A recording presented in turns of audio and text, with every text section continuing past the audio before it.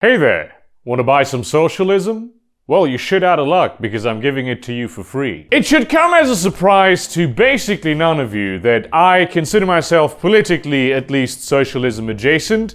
I am not really a socialist or, God forbid, a communist because I am very much in favor of a mixed economy, but I am in that general political ballpark. If I had to identify with any modern political, direction movement, it would probably be a social democrat because that is most easily compatible with my individualist and generally anti-identitarian tendencies. I would not, however, vote for any of the modern SocDem parties that exist, probably. It's very complicated and really not the subject matter of this video, because that would be us talking about some of the biggest problems that our species is facing today, and my contention that the very far left has some great ideas that we could look at in order to maybe go about fixing them. Some of these I especially like as an individualist because ultimately they give more power and agency to each and every individual. Which, if you ask many communists and socialists, that ultimately is also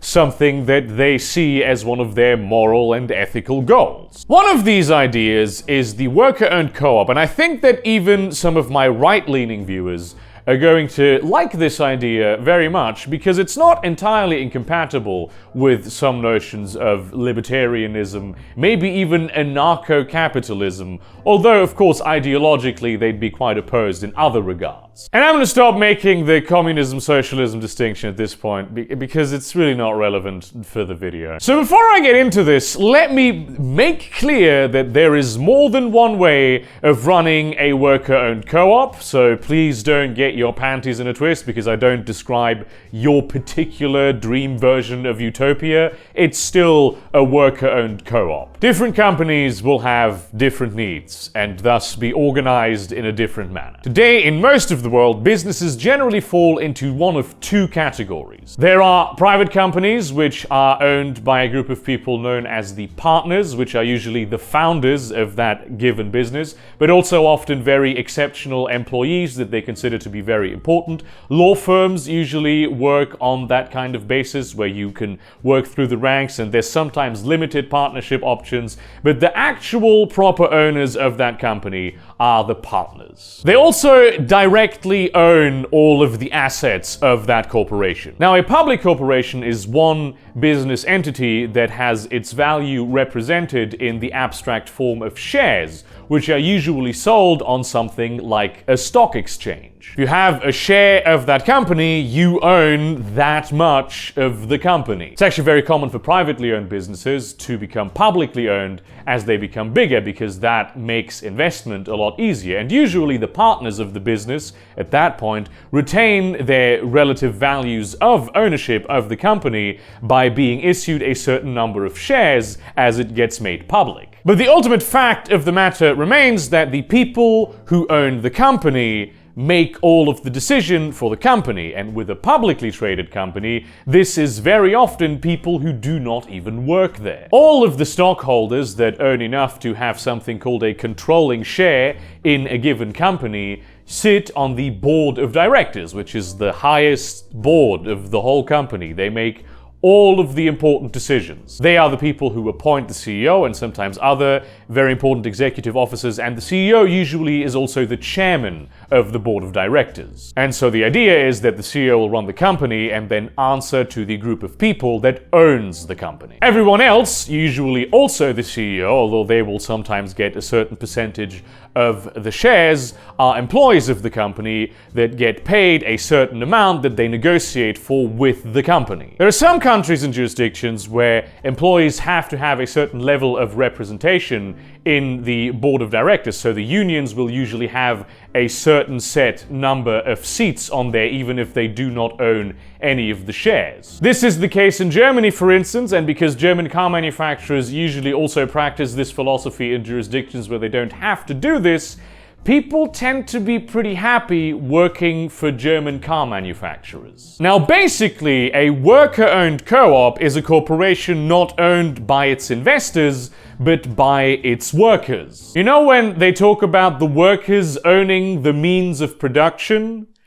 this is what that is. So instead of having the primary goal of generating profits for their investors, a worker-owned co-op has the primary goal of generating profits for its employees, which are at this point not really even employees anymore. And the main thing that they do in order to ensure that they are properly represented is democracy. However, and this is very important, a worker-owned co-op is still ultimately a private company in the sense that it is not owned by the government, but by citizen individuals. It still sells all of its wares on a marketplace in competition with other corporations. Now, this may come as a surprise to some of my viewers, but actually the number of socialists who want to nationalize all of the industries and live in a completely government-backed planned economy is exceedingly rare, even among the far left. Most people here do not think that that is a good idea. Workers in the co-op generally receive a membership share, which allows them to vote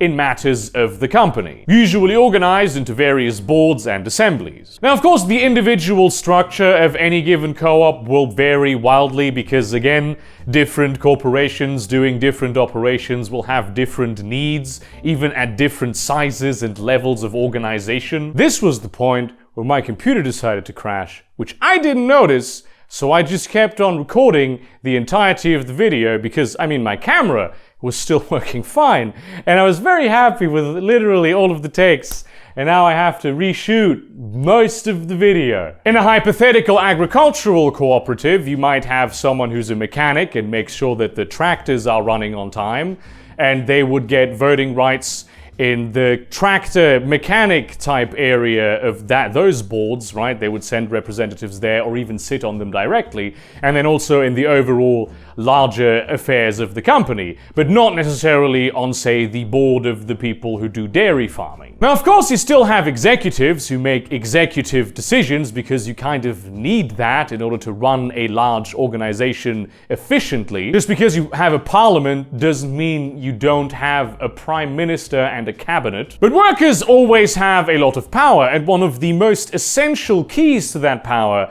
is that they tend to control the ratios of pay that people receive. There are some co-ops where every single member receives an equal share of the proceeds, but as these corporations get bigger, this model is usually abandoned in favor of various different tiers. Because yes, socialists absolutely understand that the guy who makes all of the executive decisions and is responsible for the welfare of hundreds, if not thousands of employees is a little more essential to the company than the one guy who works on the assembly line. However, the pay disparity is a little different. In the biggest and most successful publicly traded corporations in the world right now, the top executives usually make around 300 to 500 times as much money as like the lowest 10% of the employees. In worker-owned co-ops, this ratio tends to be more like 1 to 10. This is a pretty crucial difference because cooperative wages are not set to a firm number for every individual employee. One of the great advantages of working for an investor-owned company is that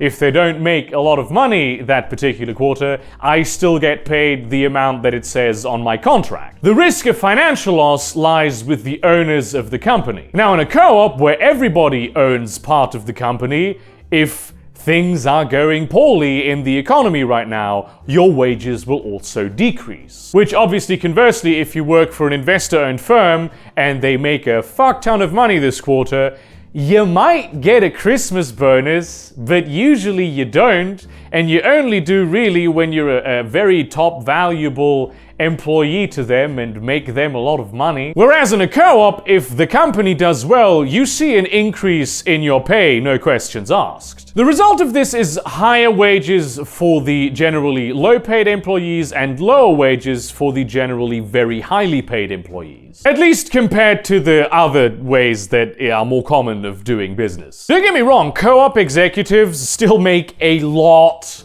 of money. But they don't make unfathomable, insane, gigafuck-tons amount of money the way that the stereotypical New York CEO does. So while it's more difficult to get executives to work there because the financial incentives are just not as appealing, technical specialists and just workers in general are very happy to join. One of the other things that's been observed is that layoffs, especially in times of severe economic crisis, are a lot less common in co-ops. This is of course one of the primary means by which non-co-op corporations manage to still generate profits during such times for their owners. They just fire a bunch of people. Members of a co-op who have a say there are much happier to receive lower pay due to the ailing economy and still retain their job. And if you do look at the employees of worker-owned co-ops, they are generally happier, they enjoy greater job security and thus also psychological security, and are also more productive. And you can observe this because worker-owned co-ops exist in the world today, selling products on open markets in a way that is competitive. They're much more common among small business, but big entities like the Mondragon Corporation also exist. They're actually one of the biggest companies in Spain, and though they started off as a tech company originally, they have become quite diversified in the decades since. I remember growing up in Spain where you'd have old people with these round tables where there would be like cloth comforters, I guess, hanging off the sides, and underneath there would be a round heater that they would use to keep their legs warm. And those usually, traditionally, at least most of the ones I saw, are manufactured by a Mondragon subsidiary. They also own and operate the supermarket chain Eroski, which, especially at Eroski, you will find that many of the people who work there are not actually members of the co-op, but salaried employees in a way that you would see in other corporations. This kind of practice does make sense when it comes to freelance work or seasonal work. Like, for instance, I sell strawberries during the summer. It's a 3-month gig. I do it because I need to pay rent. I go to the strawberry stand, I sit there for a couple hours, sell strawberries, I know the money that I'm gonna get. I don't want to be, especially this year, I was very happy that I would know how much money I was end up getting, because sales, let me tell you, were not great. Same is true when I get contracted for voice acting. I want to do the recording, sell them my lines, and then be done with that. There are some projects where I would handle it differently, but most of them I don't really want a stake in the company. So such relationships are still possible and the norm where they are practical. A problem only occurs when they become permanent. There are some large co-ops where there's like a 2 tiers of employees. You have the ones who are members of the co-op, and you have the ones that are actual proper salaried employees. So effectively, some become more like the private businesses that have just a lot of partners. And you might find nothing wrong with this, you might find a lot wrong with this, that really depends on how far left you lean. I mean, there are some communists who just oppose the very idea of a worker-owned co-op as a principle, just because they are still business actors in a marketplace. But again, those are extremely rare and generally not taken seriously. There are, however, especially among communists, many who will take issue with my earlier characterization of co-ops as being there primarily to generate profits for their workers. They think that such companies have more of a social responsibility. They should be more a way of life that does more than just pay your paycheck, but also create cohesive communities, healthy lifestyles, and generally safety nets for all of their employees. And of course also their families. I personally think that in our fast-paced, globalized world, and also in terms of my very individualist tendencies, that isn't really necessarily what they should have to do, although I can see the appeal for some people, and that doesn't invalidate the entire concept of the co-op. I'm not really going to go into describing what my ideal corporation would look like, how I think they should work so they can come after their whole social responsibility and such. Suffice it to say that it has a very, very strong workers' co-op element. I think fundamentally that is a very, very good idea, and also it's a great idea in practice. Especially with the challenges that workers face today, like the particular individual challenges of the neoliberal 21st century.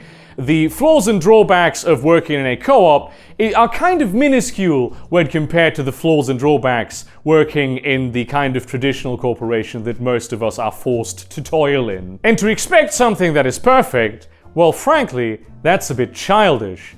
Nothing is perfect. It's just some things are better than others. Thank you very much for watching this video. Like, comment, subscribe, share this to your relevant communities, but do not spam them. Consider supporting me on Patreon or Subscribestar, which this is kind of a question, right? I mean, you're not really my owners. I am my own owner because I am essentially a one-man private company with me being the only partner, and I am a one-man workers co-op because, of course, the lines between these very different kinds of organizations are not as firm and strict as we would like to think they are. But yeah, buy some of my merchandise, maybe my short story collection if you feel like it. And in that spirit, I'm curious to know what you think about this, because I think, especially my American viewers, will probably never have heard of this in their educational curriculum, even though there are quite a few workers' co-ops in the United States. And there aren't really a lot of people on YouTube who have done videos on how these things